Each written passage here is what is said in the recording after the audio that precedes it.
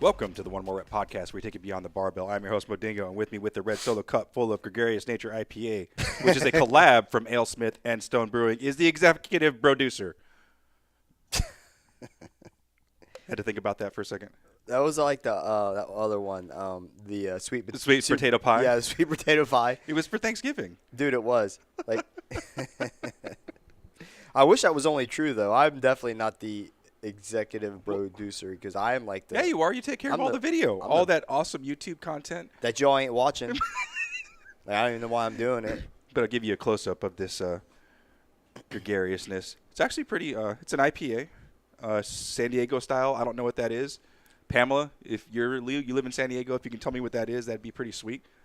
But that's cool. We just had Brian just moved there. Oh, we should maybe connect them. Yeah, he's looking for a gym. Okay.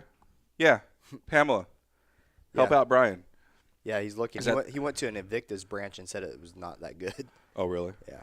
So he's on the gym search again. I was like, dude, we have a gym right here waiting for you. Okay, so Natalie got a job down there? Yep. Okay. Yep. They just moved from Colorado. So Arizona to Colorado to San Diego. I said, bro, you can't go west anymore. Get your ass. He's like, well, we're going to go to Mexico. I was like, well, jump on that caravan. Get your ass. They'll bring you right up. Let me know how that goes. Yeah, he's on the struggle bus again for a gym. That's a cool name. Yeah, but it's not true, the guys. I'm basically the bitch of the two. He's the producer. I'm many things, but I am not the producer. Want to just remind everybody that we will be taking a break for Christmas and New Year's, but we want to make an announcement that we will be doing a live episode on December 18th. Be doing it probably we're probably going to go around the normal release time, so around 8 o'clock. Give everybody across the U.S. Sorry for you folks overseas, because it'll be like, I don't know, 1 o'clock in the morning or something like that. Just watch a replay. Oh, no, just stay up. Be hardcore. Come on, it's only a Tuesday. Tuesday. Don't be a bitch. Meg. You guys see how Mo just did you guys? I seen you guys probably didn't recognize it, but maybe you did. He tells you we're not going to be on the air for a while, and then he slides in some good information. Yeah, it's the feces sandwich. That's what we used to say. Yeah, it was the here's some good news, and then bitch slap. And then more good news. Yeah, see? Whatever. We'll be doing that live, so we'd really like for you guys to tune in and just ask us questions live like you normally do when we do our Facebook and Instagram lives, and where we're just kind of setting up here. But if you can't do that, we'll probably set up a method for you guys to either message us your questions through DM, email at can I get one more at gmail.com. Yeah. So pretty much as soon as you heard this episode, go ahead and start throwing those questions out there if you're not going to be able to be on the live feed. Yeah, I mean, we would definitely like you to watch it because it would be cool. Yeah. So we don't feel like no one likes us. You know how it is. Like, don't make us the last kid picked for the team. Yeah. Like, don't make me that dude for dodgeball. Yeah, the sacrificial lamb that always gets hit in the face or the nuts. But no, it'd be cool if you guys tuned in. And I think the questions coming from you guys, those are so important to us, because sometimes even though we try to think outside the box, you guys are even further outside the box, and may think of a different direction that we would like to go because we're here for you. That's really about it. Yeah. I'm here for Mo though. And you guys. And I'm here for the producer. But also what would be really cool is if you guys could send us like a video message or even a voicemail. But videos are cool because we like to be able to see you guys. Just like some people say they like to actually see me laugh and snort on the YouTube videos versus just hearing it. So, we'd like to see you and hear your voices as well. Yep. What Mo said. All right. As always, we would like to thank Wally Judy of 7'5 Clothing, making badass gear for your badass ventures. There is still time left for you guys to order those One More Rep podcast shirts, because who doesn't need some gains for the holidays? Well, aside from like the weight gains. It's all right, man. That's why we were winter clothes. It's not really because it's cold. It's because we're fat as shit. Things have slowed down a little bit, so I need to cover some of this up. So again, that live episode, we really appreciate if you guys tuned in. So for this week's episode, it reaches back to a lot of the episodes that we've done, and just the ones that came to my mind off the top of my head were episode 50, Gym Etiquette, episode 45, Leadership and Cliques, 29, Members' Responsibilities, and 19, Stop Segregating Your Members. And this week's topic is, does your CrossFit culture suck? Question mark. Yep. Change it.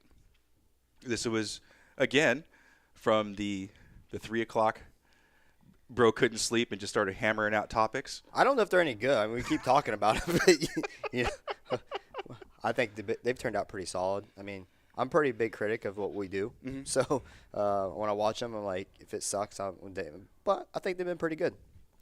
Then this one especially, I wanted to take a little bit longer time to think about it when you first sent me the list, because we do often get messages where people tell us what's going on in their respective cultures. Yeah. And they kind of ask us, like, well, how do I fix it? And again, although we are professional AF. That's fuck. There you go, guys. That's not something we set out to do when we made the show, is to become these like self-help, CrossFit gurus. We just wanted to have a show where we just talked about the stuff that people were talking about it. Yeah. And in that path, people just start messaging us. Well, how do we fix it? How do we change our culture? How do we make it? I've even seen people write messages like, how do I make my gym like your gym? Come here. Move. It's I actually, it's funny that he just said that, because I've had a couple people even say we would like our gym to be like your gym. Well, you can't do that. Yeah, you can't. You can't recreate what you have here. It's not saying that we're the shit. It's it's that combination of people. I'm just saying it. I'm not saying that's what we're awesome or anything. I mean, we are awesome, but not in an arrogant way. But every gym should be their own.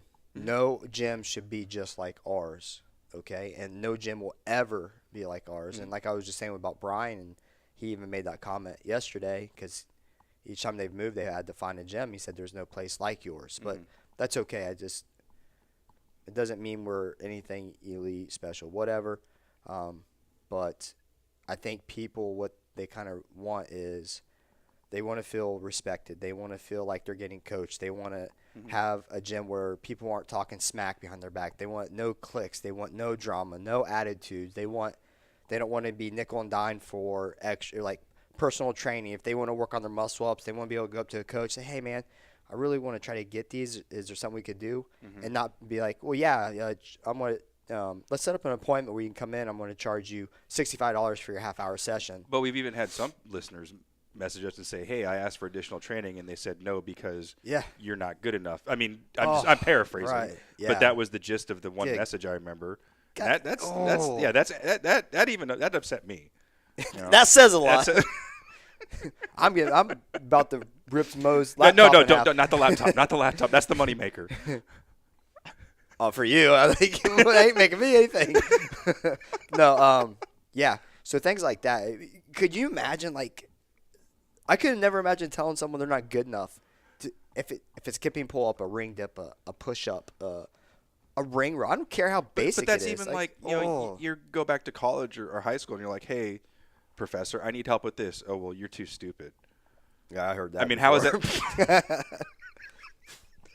Bro, go outside. You're in the go sit in the hall. Go sit in the hall. Like, I knew I was in trouble when I went into class, and there was already a desk sitting outside.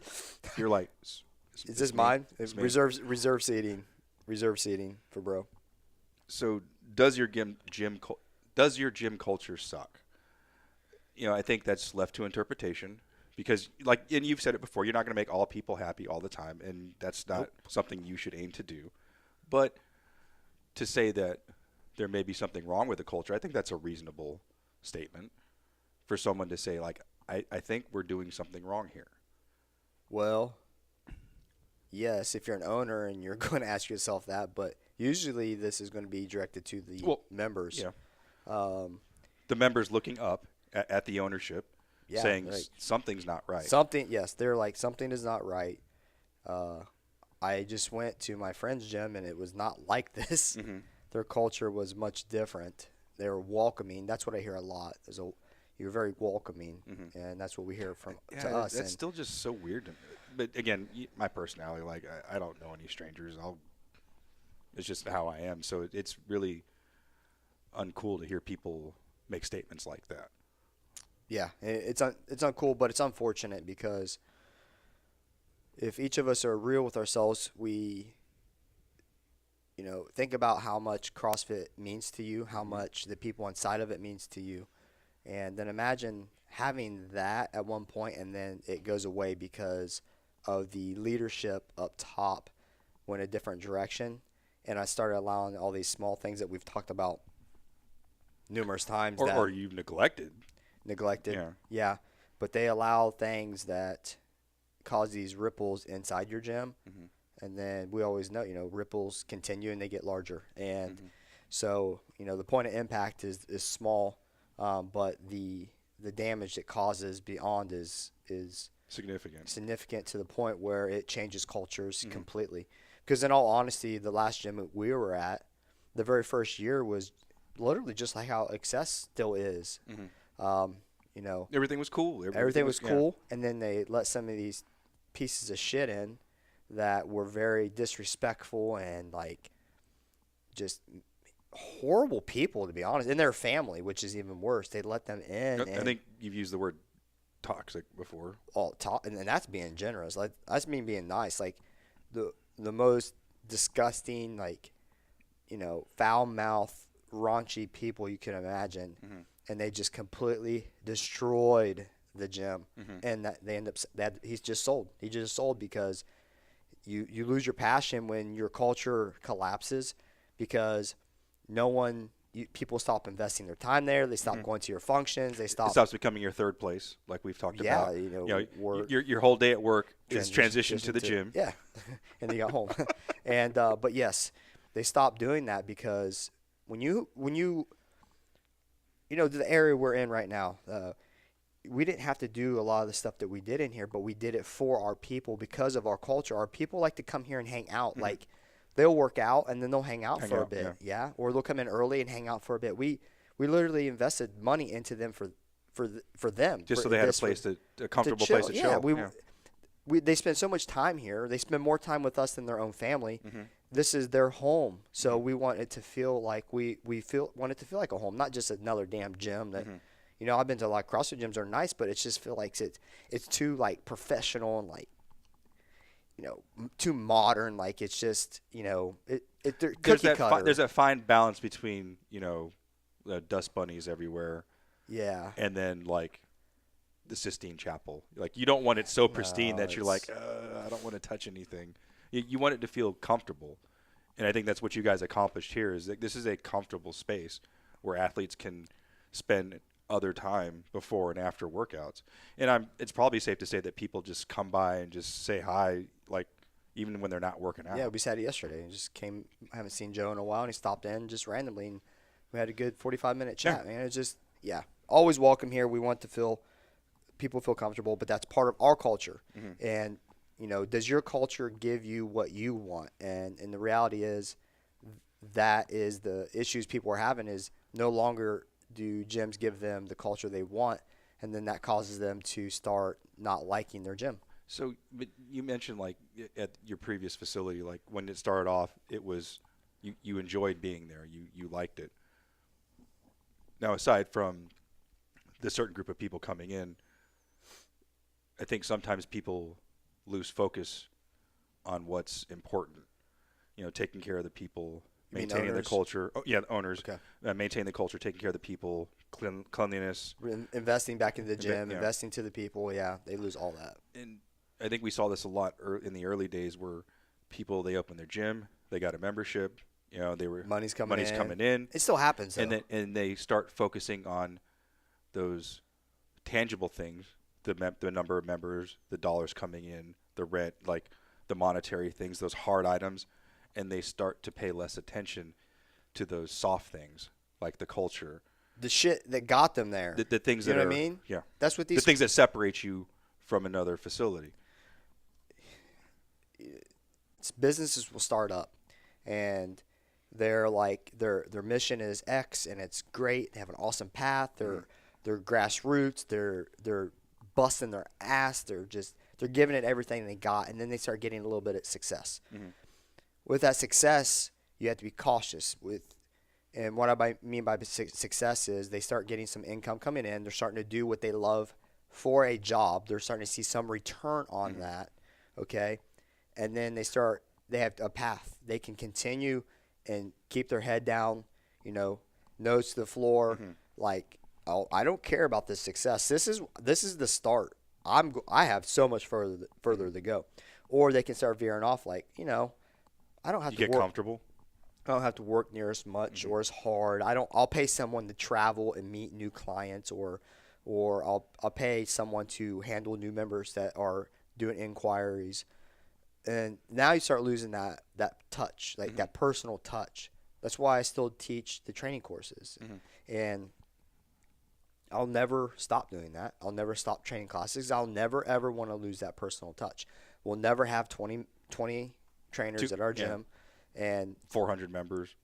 We'll never have 400 members. It literally is going to be capped. We are capping this at 120. I don't care. I do not care no amount of money. But that's our path. When you start getting success, you can be derailed so easily by some. Then you start doing less. Your quality goes down. Then when your quality goes down, your culture gets affected. When your culture, because they start feeling like you just don't care about them anymore. All right, you're on to the next thing. When it gets, quote, too big. And then what happens is, and you see this happen a lot, someone that the owner trusts and they put a lot of investment into, as far as gives them a lot of responsibilities, they start getting the respect of the members and not the owner. People look at the owners and look like, well, he's never here or never around, or they're never around, but the trainer is. You know what happens? That trainer starts a gym, half your members are gone. Or vice versa, where that owner trusts a particular member, a GM or someone, and they start paying attention to the other things and don't pay attention to what the GM's doing, and the GM derails the organization. Yeah, yep. And that's on the owner though. It's whatever. Yeah, you can't get too far from the center when you're the owner, because that's when things start getting wonky and going awry. Yeah. So, signs and symptoms. When you first start going to a facility and you choose to stay there and you choose to make that your third place, I would say the reason why you stick with that place is because it makes you feel a certain way. You feel welcome. You feel like it's a family. Yeah. You feel appreciated. You feel loved, and there's a lot. I mean, your first symptoms, you could probably start seeing attendance to go down, as far as classes. The next, probably the biggest symptom that I see is when you have functions inside the gym, fewer and fewer people are coming to your functions, right? Let's say you would typically get 80% of your members to a function. Let's say it's a major function, like a yearly party of your gym, or Christmas or Thanksgiving, whatever you guys celebrate, and your attendance starts dropping from the norm there. Then that's another big sign, in my opinion, is, people are now becoming less and less invested inside your gym because of the culture shift. Now, as a member or a patron of that community, like, what are some things that you've heard other people talk about? Like, well, this place is awesome, and then X happened. Yeah, a lot of it's the owners stopped caring, or they stopped investing into the gym. Sometimes you see these owners, they'll go to these stuff like Stu does, to make your business better. And I'm not saying it's a bad thing. I think knowledge is great, but also it could be to the extreme where they go and they take everything that's said and they try to apply it at their gym. Well, you can't. They may give you some information that you can use some of it, But taking like everything and just dumping it into. And this is what happens. So if you've went a certain direction for so long and you've done something for so long and you've gained, let's say you have 100 members, and you've gained really good traction, everybody loves it there, and they love the direction it's going. Then you go to one of these things because you want to make more money, and you think that you need help when you're already making decent money. They come back with all these ideas, and then they open this floodgates and you force feed their members all this new stuff. And next thing you know, they make a whole bunch of changes simultaneously. They change their programming to make it more for everybody, or they start doing all these things that are complete opposite as what got them 100 members. Of what got all those people to become part of that family. Yeah, and that's what blows my mind. Like, okay, I'll never see myself to go to one of those, and it's not because I don't think Stu offers great information, or other people, Khalipa, whoever runs these type of things. But, I did this, not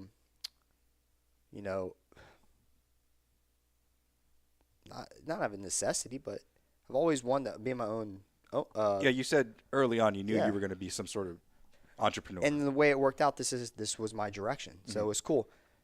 If I've always worked for someone, and I've always been steadfast and like invested into myself to become X, why am I going to just start ignoring all the stuff I want to do that got me there, and I want to ignore the direction that's got me to where we are as a gym now? And now some third party is giving me information that is based off of their experiences, that some of it may work, but all of it's not for me. And in my opinion, I may take a couple of nuggets away, but my direction is my direction. I'm happy. And why am I happy? Well, our members are happy. So if our people are happy, we're growing, we have sustainable income, we're able to invest back into the gym, and keep building it. Well, what the hell am I going to go to? Why do I need all this? But your focus wasn't to create this empire, where you were going to be like a $1 billion gym and expand and create these systems and sell it and just sit back and watch the money roll in. You come from a place where you had something and it was neglected, I guess, and you wanted that back. You wanted to create that for other people to enjoy. Like when you talk like how excess is now. Yeah. When you first started going to your previous gym, like you had that that thing that first year. It was great, and then things changed. Yeah. And in your mind, just the way your brain works, you're like, it wasn't that difficult to maintain that. Why did and then you said you've had discussions, and then things just kept going down south. You're like, you know what? I'm going to create that for other people. Kind of, yeah. I really didn't. I took zero away from. Well, but I'm saying, but how you felt is what you wanted to other people to feel. This gym is a very big replica of, I guess, the direction that we started with. Obviously, which we were very open to everybody about. This is what we want to do. This is the direction. This is how we're going to do it. Either they buy into it or not. But I don't know. It was complete opposite of what our last gym was.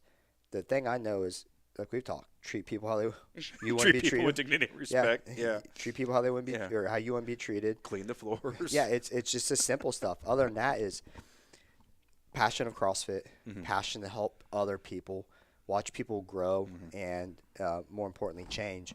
And then all that just kind of accumulated into the culture that we have. But yeah, I mean, it sucks that, money's awesome. Okay. I've had, like I've said before, I've had a lot of money. I've had no money. I've had the point where I had $30 last me 2 weeks and no groceries. Yep. And I've had every 2 weeks I have $3,000 or $4,000 I could just blow. It doesn't matter to me. What matters to me is, am I happy? Are people happy at the gym? I don't need to make $250,000 a year, right?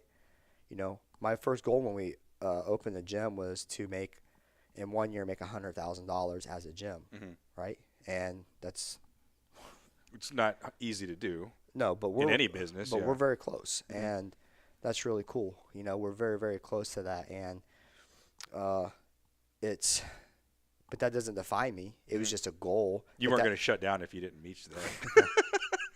But you know, yeah, I think it's cool to have that. But out of that, you know, when you But money wasn't your primary motivation. and it still isn't my motivation. Like, and people are like, "Well, it's a business." Like, no shit. Like, Yeah. I know what it is, but I'm not going to sell my soul to the devil to make more money. I'm not going to change what everybody loves to make more money. I'm not going to ruin our culture because I want to invest Those these new 120 Simpsons. people are more important to you than making, $1 million.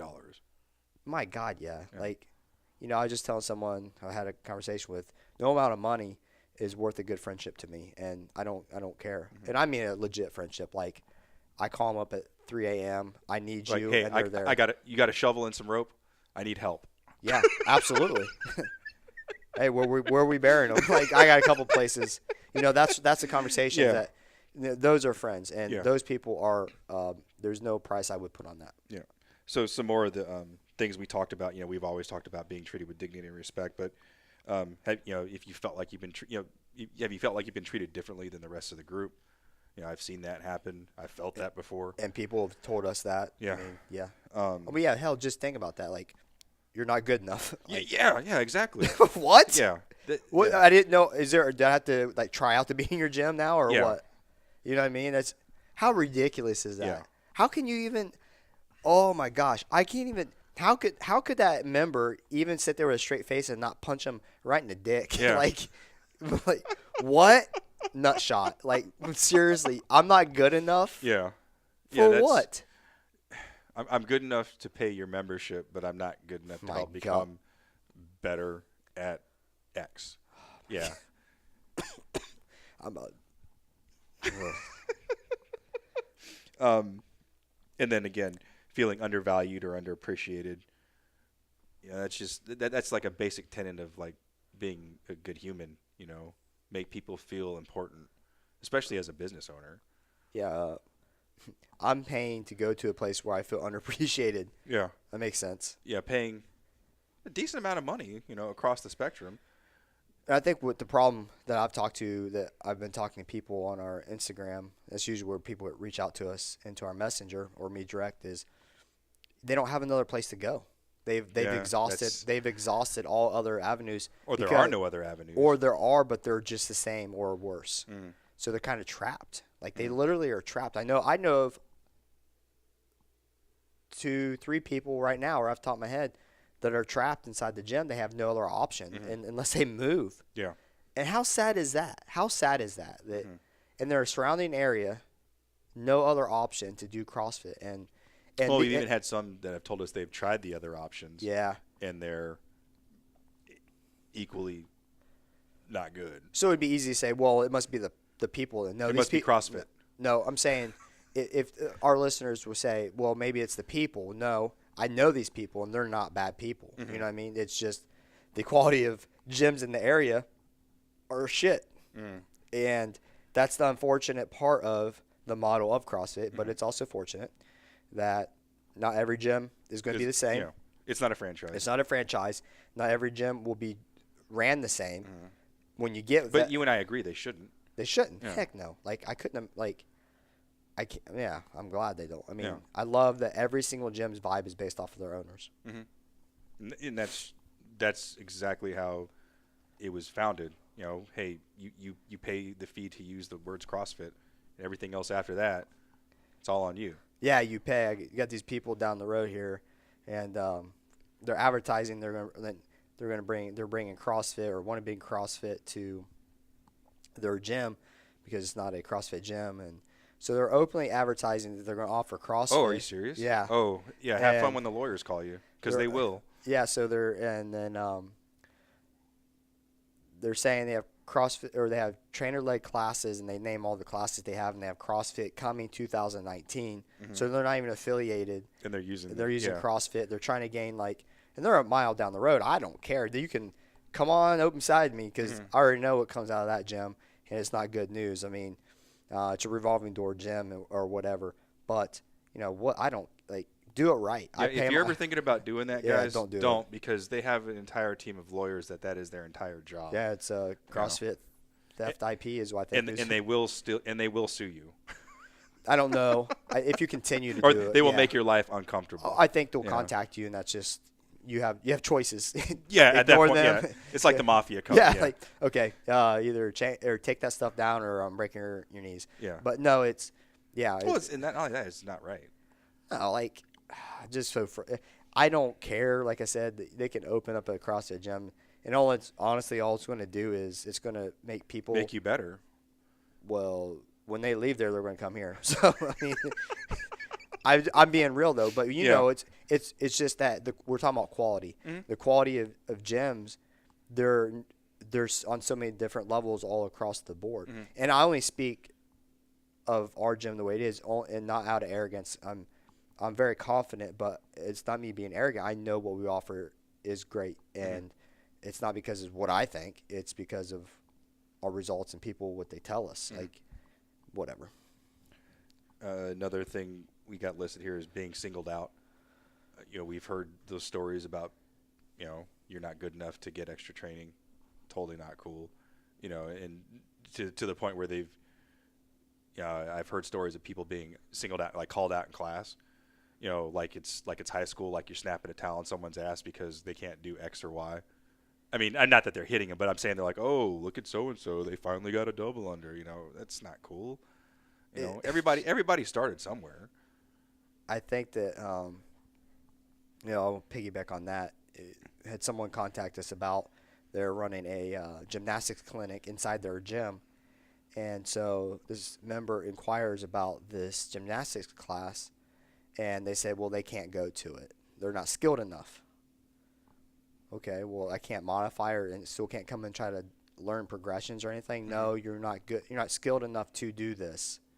We're like, well, do you offer a scaled clinic? A scaled clinic, and they're like, no, not at this time.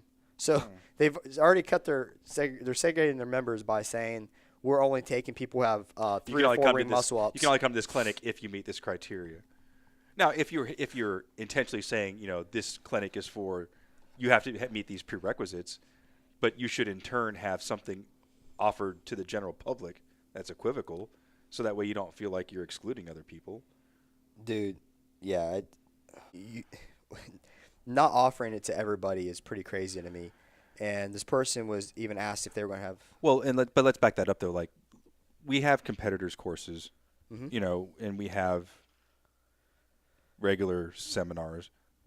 Those aren't the same as what we're talking about here. No. Yeah, this is completely different. Mm-hmm. So just to clear that up. Yeah, so it's in-house. The question was brought up, is there prerequisites for this? Mm-hmm. And it was, strict pull-ups, so many of those, and ring dips, and blah, blah, blah. Well, then the next question is, well, will you have a intermediate or scale version of that for everybody else who don't meet those prerequisites? Yeah. Which is a very fair question. I would agree. Or can I just come there and be modified? At this time, we do not, is the response. This is inside of a gym. Mm-hmm. Okay, well, are you going to have that? Well, we don't know. Okay, well, this plays forward to where not enough people signed up for this. Then they started asking people who were interested in having a scaled version of doing this clinic only because they wanted to fill the spots, not because they cared. So when they were originally offered it, these people weren't good enough to sign up for it. But now because they didn't get enough inquiry. You can't sit at my table at lunch. Yeah. But now. Yeah, now you can. Yeah. And, I mean, to me, that's absolutely, it's crazy that people would do that. And what do you do? Like, what do you do? Like, as an athlete, I mean, yeah, let's go. Why do I want to feel it? I'm feeling excluded because again, going back to that, I'm not good enough piece. How am I going to get better? We've done a couple here. Yeah, I ran it for free. We did a back to basics clinic where we would go over. I listed the things that we would go over as far as different techniques like on the bike, these things that we do every day or every week here inside of our gym. You Just know, to improve efficiency type stuff? efficiency, movement patterns, things like that. And we're talking athletes that have been coming here 3, 4, 5 years. Even though that they modify 90 to 95% of our workouts, they still want to improve in here daily. That's what that was for. So everything was designed around that, okay? But then we also offered the competitor side. Who wants to get better at the more advanced things? How do we, you know, we may talk about, you know, wattage and things on the bike and those fine tuning pieces. right. Yeah.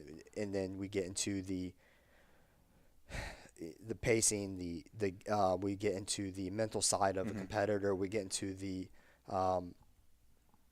breaking down workouts and how to attack them and understanding that. Strategic thinking. Right, because they have we covered some of that in Back to the Basics, because I still think it's important, because just because you don't want to be a competitor doesn't mean you don't want to come in and attack this right. But we didn't give them all the stuff that typically competitors are compared, the micro things to shave seconds off, right?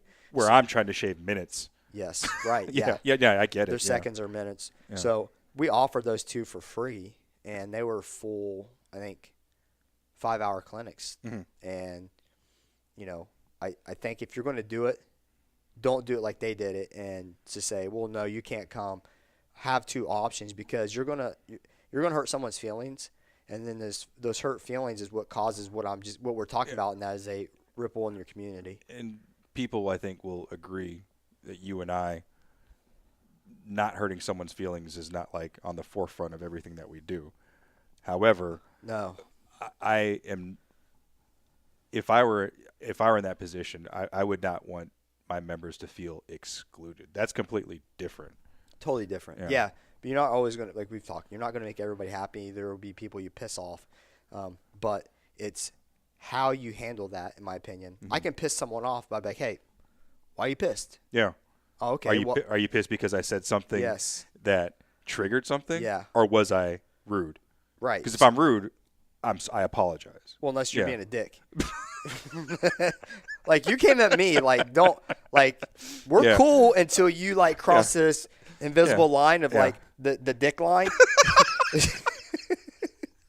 As soon as you cross it, you know, as soon as your freaking toe crosses it, I'm free to be a dick. Yeah. Like, it's just the way it is. But if we stay behind our lines, it's cool. But I know if I cross the dick line, you should expect it. Yes, you want me to go ahead, but it's well deserved. Hashtag dick line. I don't know what the hell just happened. One of those blackout moments. But anyways, the thing is, I can upset someone and be like, "What's up? Why are you so pissed?" Okay, well, I understand why you feel that way, but this was not a personal attack. No, hell no. This is why we did it and why we're doing it. Nothing to do with you. Trust me. Because if I want to single you out, I'll bring you to the office and we'll handle this stuff. Yeah. I'll never call you out. Just like we talked last episode. If I got a problem, if I have to talk to you in the office, that's real talk. That's real talk. Yeah. If I send out an email that's general, like we have some issues going on, because that's how we deal with all of our stuff. Consider that a warning flare. It's exactly what it is. That's your warning shot, as in you know who you are. Stop doing it. If you're going to continue to do it, there's going to be ramifications, because I don't care if it's you, if you've been with us since day one and you're here for 5 years, you are still expected to maintain what we expect. The expectations of your family is that no one person is more important than the other. Including me. Yeah. Including me as an owner. All right. So what can you do about it? Because, you know, as the title of the show is like, you know, change it. Yeah. So what can you do?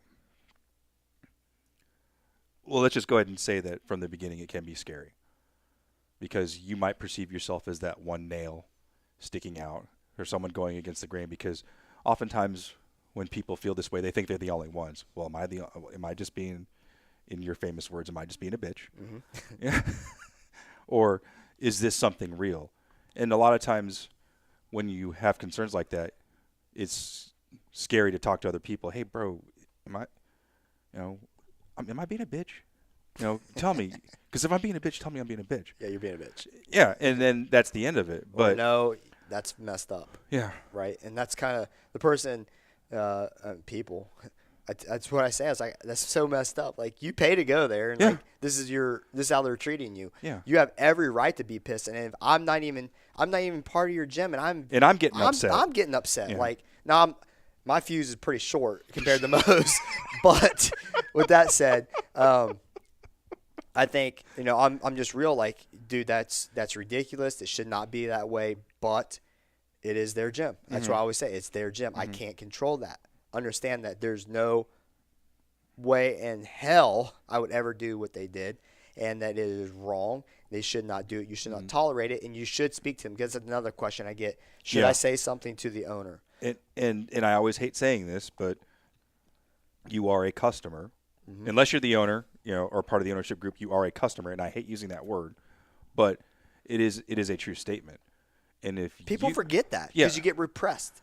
And you do, what I mean? You get someone who is, and I stepped all over you, but you get someone who's very shy and timid, but they don't like how they feel because it's kind of changed. And they go and say, hey, I was just kind of wondering, let's talk about, let's use this clinic, for example. I was wondering if you're going to offer any different type of, well, no, why would it, we weren't planning on it. Why would we do that? Like, now they're like, whoa. Yeah. Now they came at him like, now they feel like if they say one word after that or to them again, it's going to cause a problem. They like the people inside the gym. They just don't like the direction that it's heading in, or they wouldn't. Or this particular instance. Or they wouldn't be included in certain things. Like, so you get repressed by ownership sometimes.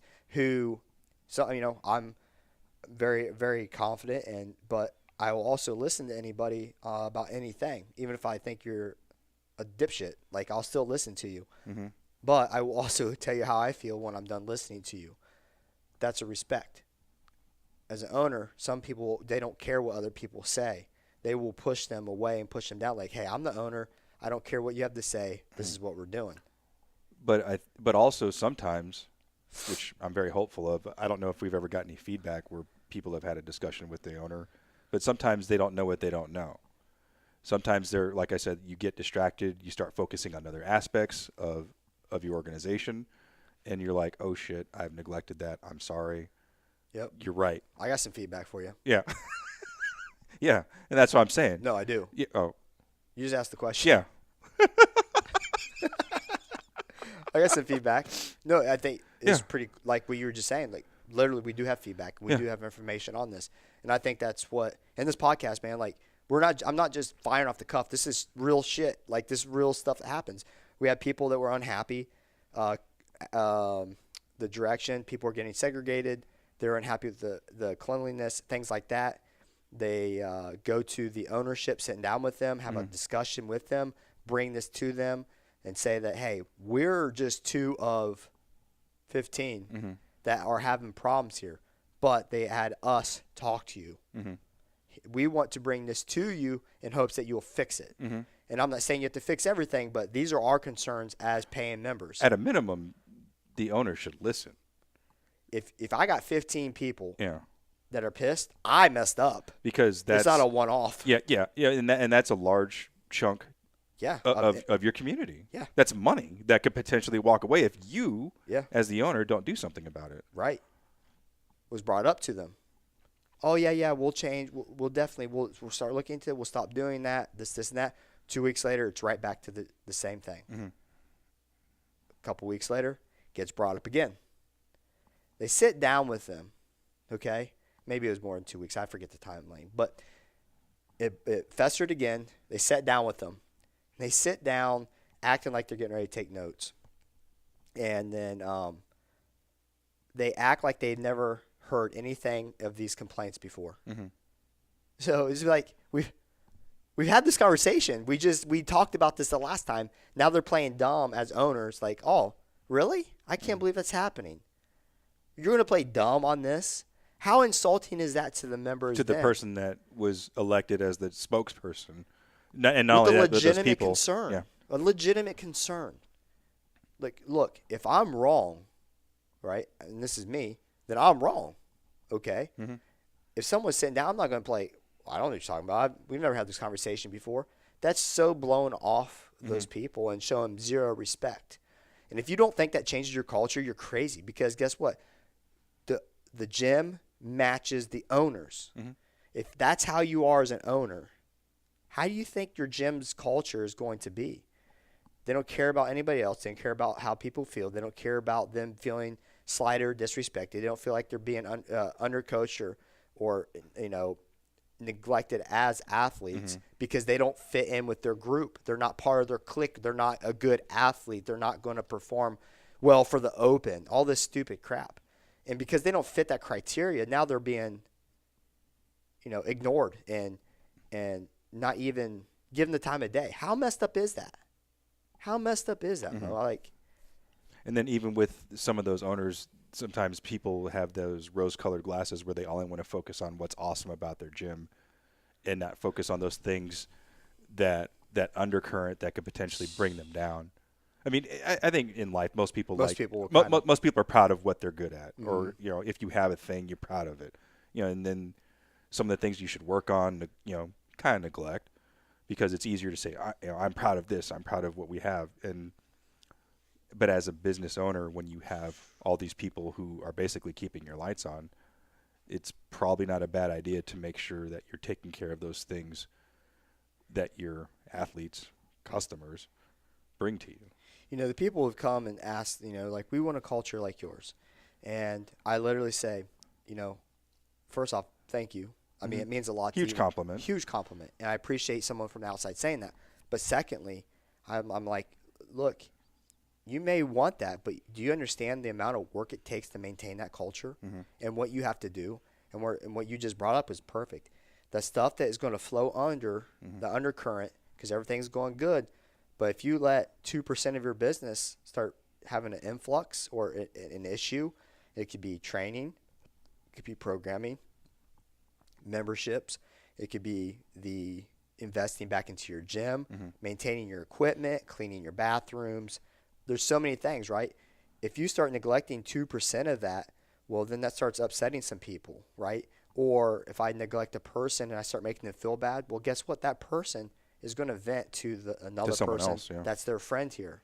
And then those 2 people are going to tell 2 people. Then those 4 people are going to tell 8 people. And now they're like, Brody's a dick. Yeah, bad news travels fast. It does.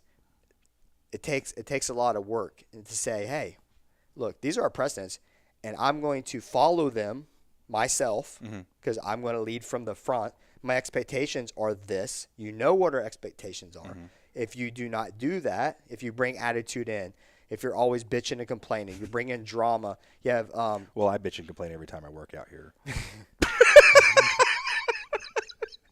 Right, Monica? And but you know what I mean, man. You're right. If you ignore that, it takes a lot of work to create a culture and to even more work to maintain the culture. But guess what? Like we've talked, the work doesn't stop with the owner. It is really the members that keep our culture going in here because I can't solely focus just on our culture because I have the members to focus on. Well, but look at last night. What were you doing here yesterday till almost midnight? Getting stuff done, man. Yeah. It's just what happens. Getting all that back of the house stuff there. I mean, we were trying to set up for today, and bro messaged me like almost at midnight. He's like, "Yeah, I'm just not going home." I'm like, "Bro, dude, what happened?" Well, I'm paying bills. Yeah. I had to talk to clients. I had to do all the back end stuff It does, that people don't think about. No, they don't. But that has to be paid attention to, though. But they shouldn't have to think about it, right? When you create a great culture, you show up, you come in, everybody's freaking pumped up and energized. Or talking shit about the workout that's on the whiteboard.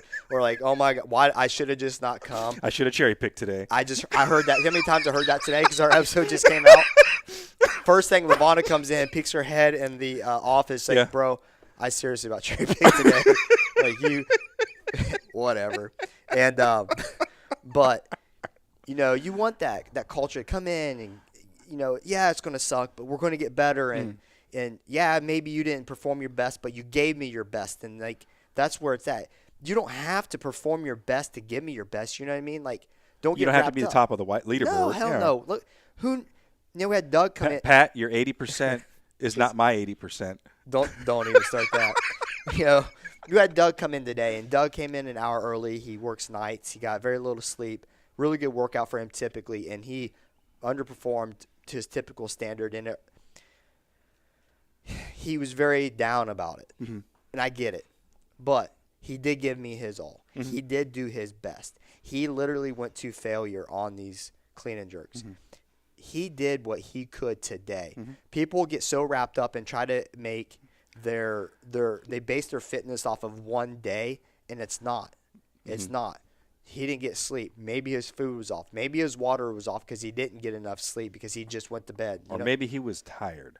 Right. I mean, you know what I mean? So when you come in here, I expect nothing less or more of you give me your best. That's all I ask for you. And just listen to me. I'm trying to help you, bro.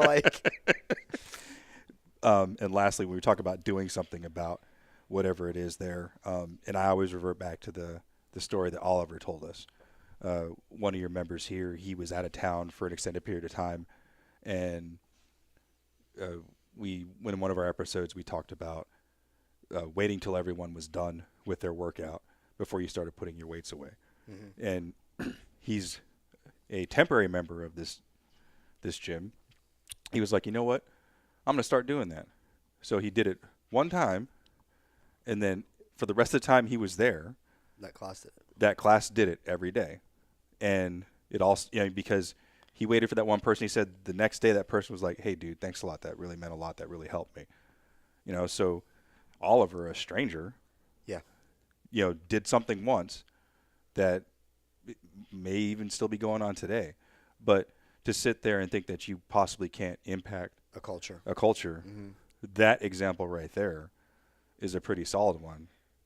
And we talked about this last, be the spark. Yeah. Right? A fire doesn't start without a spark. Oliver was that spark for this situation. That class, yeah.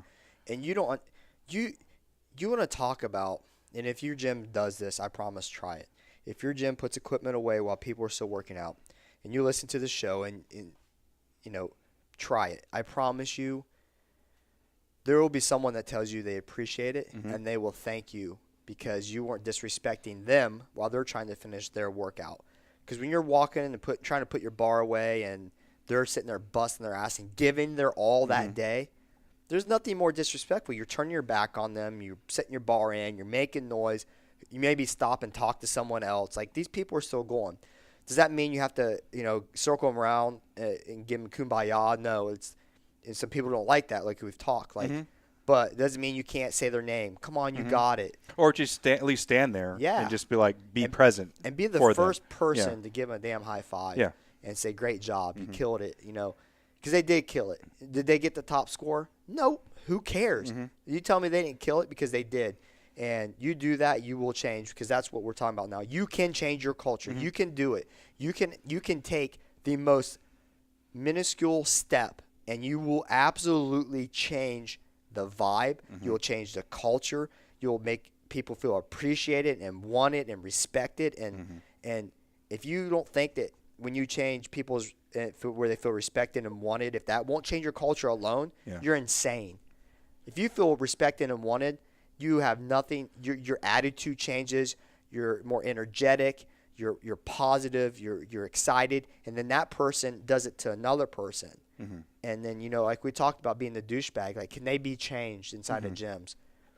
Maybe they're used to being alone and independent. But maybe it's because no one's reached out to them and be like, hey, don't be a douchebag. Like, we want come on, man. Let's be part of the family. Like, don't separate yourself. And maybe they don't know how. Maybe they are introverted or whatever. They don't know how to be part of society. If you welcome them in and say, hey, great job today, man. You're strong as shit. Like, I wish I could lift that much.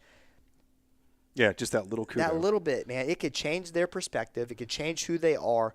And now you have another family member. And just to kind of wrap this up, when I was kind of at my peak before I got fat and lazy, when I was at my L1, I remember This is before or after one of your Vision Quests? This is before all my Vision Quests. Lots of brownies on those Vision Quests.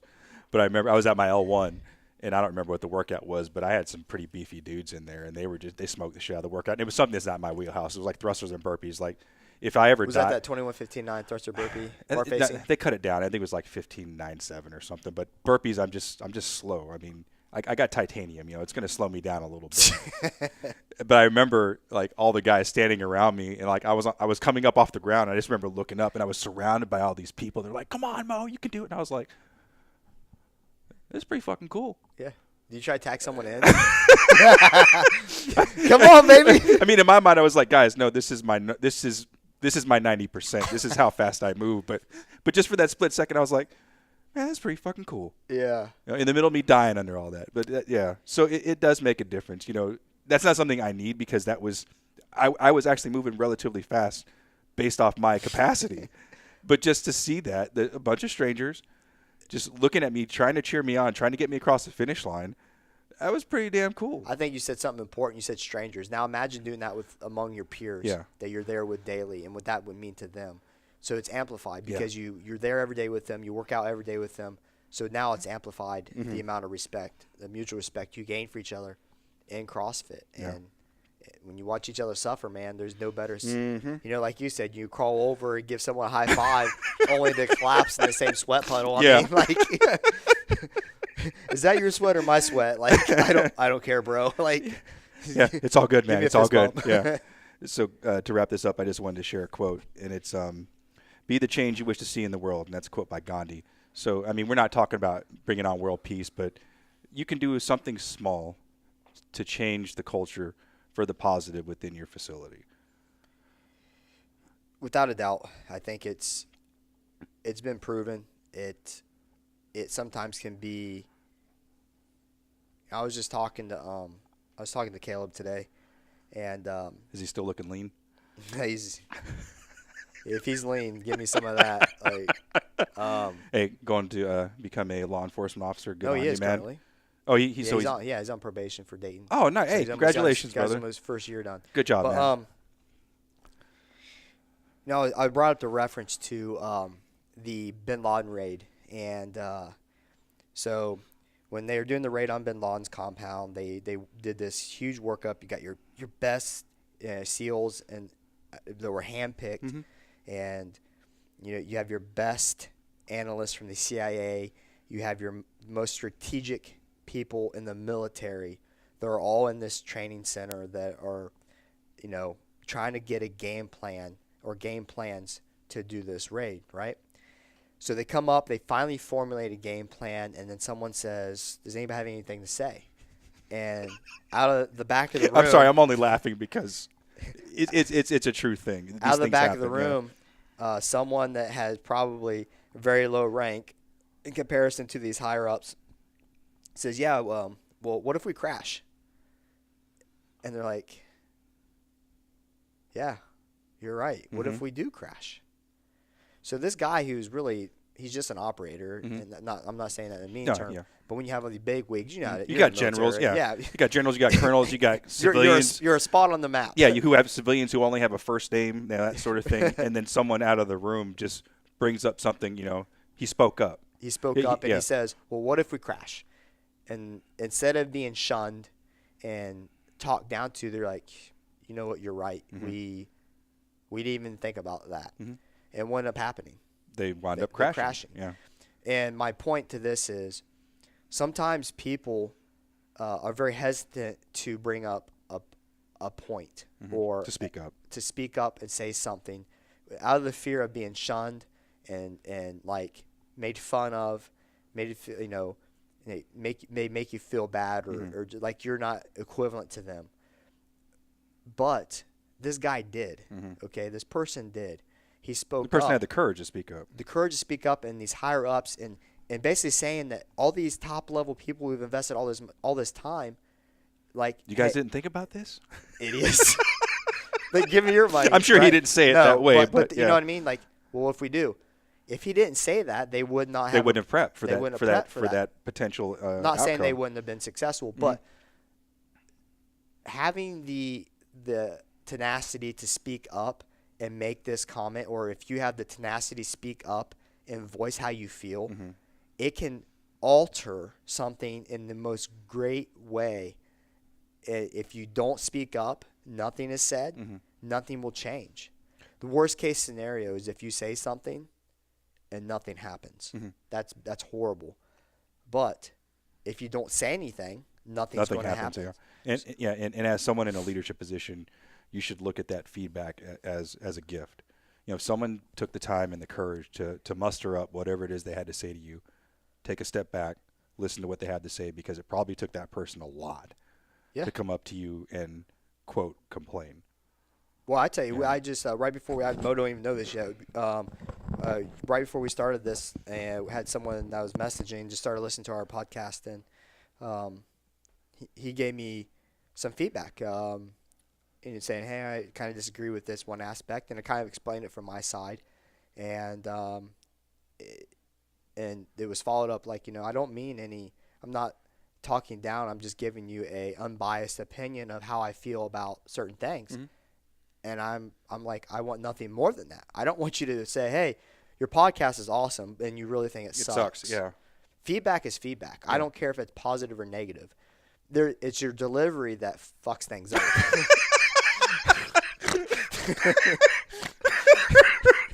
Very, very true. Very true.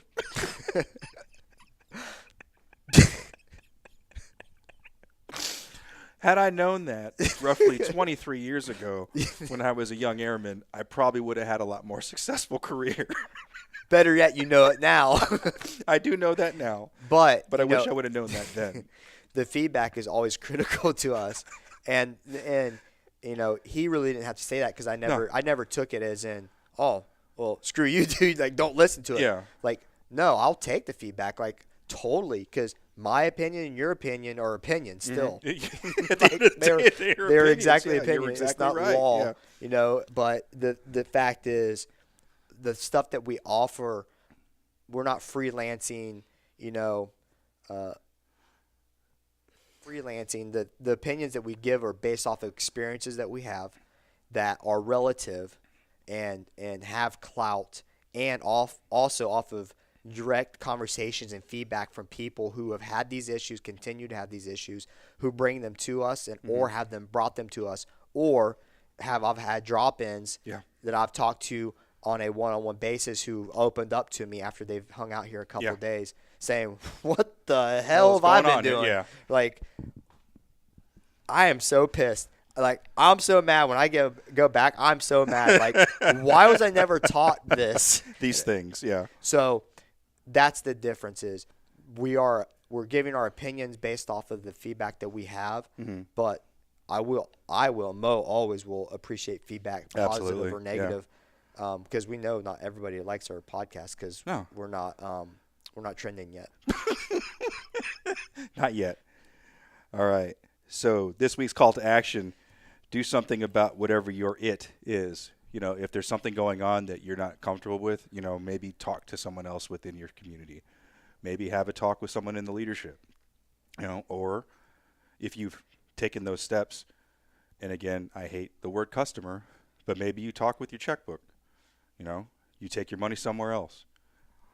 I'm not trying to start a revolution or anything, but let's do it. Why not?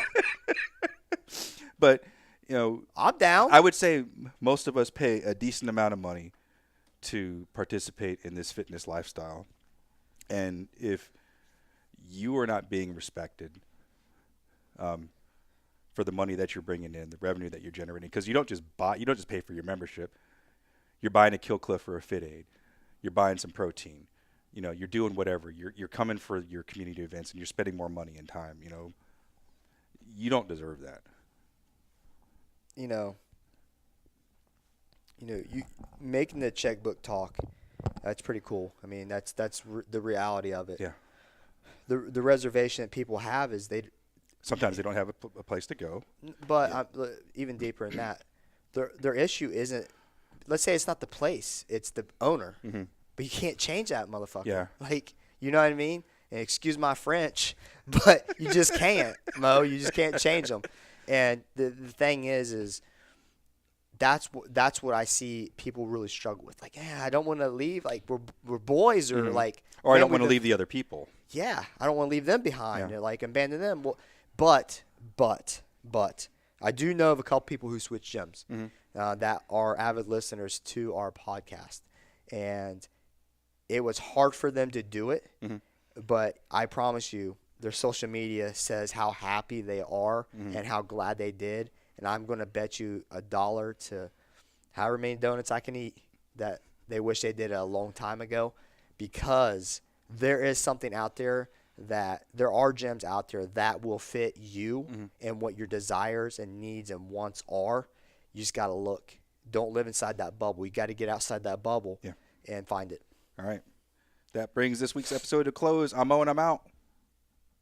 Peace.